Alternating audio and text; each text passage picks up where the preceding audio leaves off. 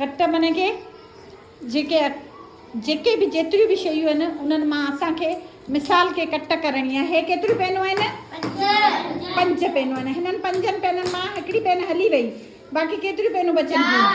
4। वरी हिकिड़ी पेन पाणनि मां घटाए छॾी त केतिरियूं बचियूं? 3। ओके। हिकिड़ी ॿी कटे छॾीसीं त केतिरियूं बचियूं? वरी हिकिड़ी कटे छॾीसीं त बाक़ी केतिरियूं बचियूं?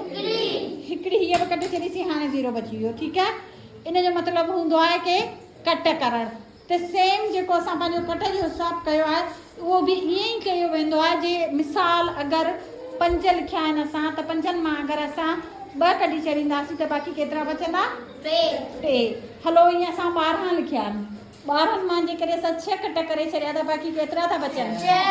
6 बचंदा। त बिल्कुलु जेको कट जो हिसाबु आहे उहो ईअं कयो वेंदो आहे।